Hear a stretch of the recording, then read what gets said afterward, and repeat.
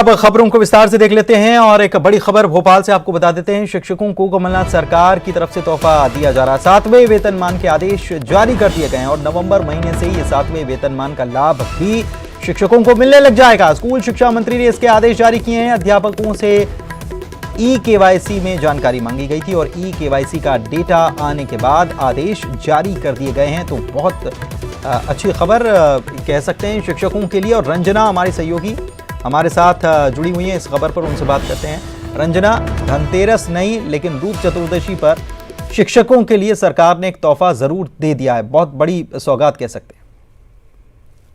बिल्कुल, दिवाली से पहले अध्यापकों को बड़ा तोहफा मिल गया है। लंबे समय से जो अध्यापक हैं वो इंतजार भी कर रहे थे क्यों नहीं कब 7वें वेतनमान का लाभ मिले, और अब जो 7वें वेतनमान का लाभ है वो प्रदेश भर के 1,78,000 शिक्षकों को मिलेगा। और करीब एक हफ्ते पहले ही जो स्कूल शिक्षा विभाग है उन्होंने तमाम शिक्षकों को आदेश जारी किए थे कि ई-केवाईसी की सारी जानकारी वो फिल कर दे, क्योंकि जब तक ई-केवाईसी की जानकारी पूरी नहीं भरी जाएगी तब तक 7वें वेतनमान का लाभ तमाम शिक्षकों को, अध्यापकों को नहीं मिल सकेगा। ऐसे में एक हफ्ते में ही जो तमाम शिक्षक हैं उन्होंने पूरे एक ई-केवाईसी की जानकारी भर दी है और जो पूरा डाटा है वो शिक्षा विभाग के पास पहुंच चुका है। और ऐसे में अब नवंबर के महीने से तमाम शिक्षकों को, अध्यापकों को 7वें वेतनमान का लाभ मिलने जा रहा है। तो दिवाली पर एक बहुत बड़ा तोहफा अगर कहें शिक्षा विभाग में शिक्षकों को स्कूल शिक्षा मंत्री ने जरूर दिवाली से पहले दिया है। चलिए, बहुत बहुत शुक्रिया आपका इस जानकारी के लिए। बड़ी खबर इस वक्त की, शिक्षकों को सरकार की तरफ से तोहफा और 7वें वेतनमान के आदेश जारी कर दिए गए। ई-केवाईसी के लिए कहा गया था और बहुत कम वक्त में ही इस ई-केवाईसी को जो पूरा करना था शिक्षकों के द्वारा उसे पूरा कर दिया गया। तो स्कूल शिक्षा मंत्री ने फिर आदेश भी उतनी ही तेजी से जारी कर दिए और अध्यापकों से ई-केवाईसी जानकारी मांगने के बाद ये आदेश जारी हुए हैं। 7वें वेतनमान का लाभ मिलने लग जाएगा और वो भी नवंबर के महीने से। तो दीपावली के पहले बड़ी सौगात शिक्षकों। सभी देशवासियों, प्रदेशवासियों के साथ साथ शिक्षकों और विद्यार्थियों को दीपावली की हार्दिक शुभकामनाएं। प्रदेश के 1,78,000 अध्यापक समग्र को अक्टूबर से 7वां वेतन के आदेश हमने जारी कर दिए हैं। सभी शिक्षकों से अपेक्षा है कि छात्रों की प्रतिभा निखारने में आप अपना पूर्ण योगदान देंगे, जिससे गुणवत्तापूर्ण शिक्षा ग्रहण कर हमारे बच्चे देश प्रदेश के स्वर्णिम भविष्य निर्माण में अपनी सकारात्मक भूमिका निभा सकें। फिर से आप सबके लिए दीपावली की हार्दिक शुभकामनाएं।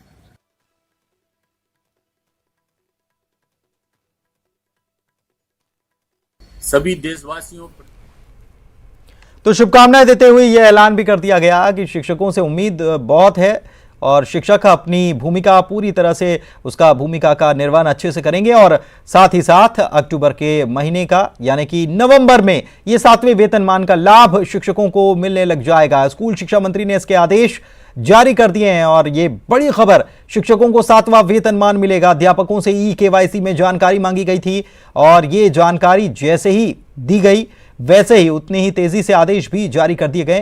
तो शिक्षकों के लिए ये बड़ा तोहफा, शिक्षा मंत्री ने ये आदेश जारी कर दिए हैं और उन्होंने दीपावली पर्व की बधाई देते हुए इस बात का ऐलान किया और साथ ही साथ शिक्षकों से उन्होंने उम्मीद जताई है कि वो अपने कर्तव्य का निर्वहन पूरी ईमानदारी से करेंगे।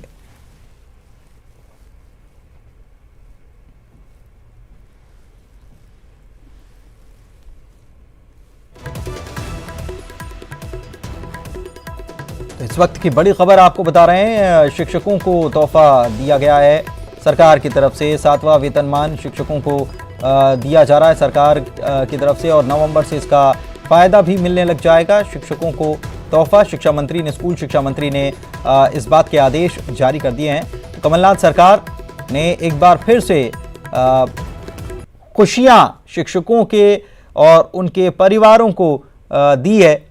इस फैसले की वजह से 7वें वेतनमान के ये आदेश जारी कर दिए गए सरकार की तरफ से और शिक्षकों को सरकार का ये तोहफा दीपावली के पहले शिक्षकों के लिए बहुत बड़ी खबर है। और निश्चित रूप से दीपावली का जश्न जो है, दीपावली का पर्व जो है, उसको और उल्लास के साथ ये शिक्षक मनाते हुए नजर आएंगे।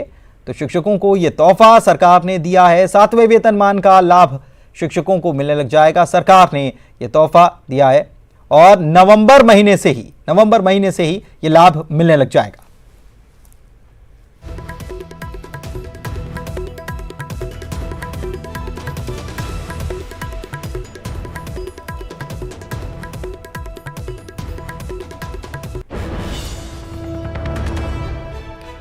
और रायपुर सीधे लिए चल रहे हैं, जहां पर CM Bhupesh Baghel press conference कर रहे हैं और पीसीसी चीफ उनके साथ मौजूद हैं।